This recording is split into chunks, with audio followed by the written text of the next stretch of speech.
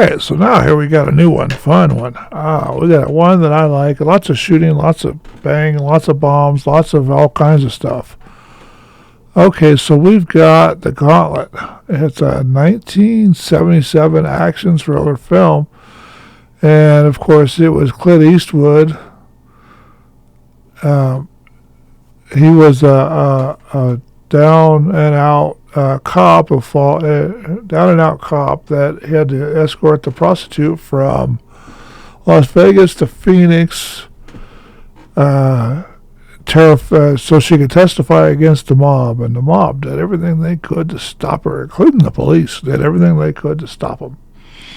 So he goes and picks up this prostitute in Phoenix and didn't even get out of town. And the carrier van, they was attacked and burned up. And then they went to her house, and the police and the FBI tried to blow them up there. And they had bets on horse races, and this thing was just a whole lot of interesting.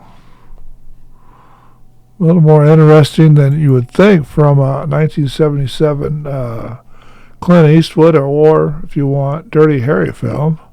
Kind of the same vibe. I'm the bad guy. I'm not a good guy, and I'm wearing a badge. You're going to do this thing my way. And they blew up cars. They got shot at. They got high-speed road chases where they were shot at. They were shooting back. They had to camp at night in a cave in the forest, and they bikers rolled up at the bluffs, and he took one of the motorcycles that he was chased by a helicopter, and they crashed that into power lines. It turned out to be a good movie. I mean, it's not got all the special effects that the modern movies do, but we shot this thing on 35 millimeter film, and Clint Eastwood's always good, and this is not a cowboy movie, but it kind of is. And then he sent a car to the border between Phoenix and Nevada, and they were supposed to meet up with reinforcements to get to Las Vegas to testify, and that one got blown up. Got all shot full of holes. Looked like somebody was using it for target practice. It was just 100 cops or 50 cops with machine guns and going nuts on the car. And the sheriff that was driving got blown up. Clint Eastwood and his charge, and then they pulled into a hotel and rented a room, and before they stole a bus. But they fell in love. I think they made love. They both called loved ones to say goodbye.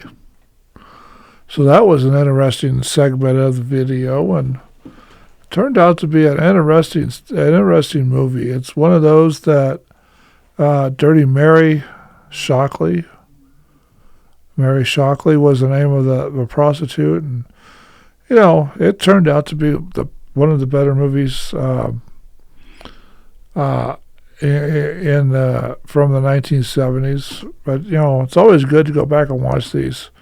This one was all over the TV with the family, and Dad had liked Clint Eastwood all over the place.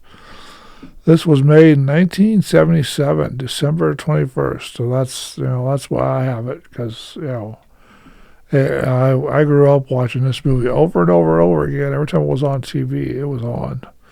It was on the TV. There was no getting around it. And it was just a little boob tube, a tube TV, and it was in a console. It was only, 30 inches or less. It was the biggest thing around. It had, hard knobs on it, no remotes, nothing like that. It was, kind of interesting. Then this thing runs 109 minutes. It was English, United States. They spent $5.5 million on it, blowing up a helicopter. I guess you would spend a lot of money on that. At the box office, it made $35.4 million. For 1977, that's like making $500 million. So that's pretty good. And they made it to the Sound Hall. They even got to go through the firing squad with the bus they stole. Every cop in Las Vegas and Phoenix and every state around was lined up on the streets, and they were trying to shoot them, trying to stop the bus with gunfire, and they were putting holes all through this bus. Anyway, they made it, and they got all the way through, and his friends, people got shot, and all kinds of fun stuff. So I definitely recommend you go watch this, and at least tell me what you think about it, because it's crazy. It's a good movie, and we'll talk to you later. Bye now.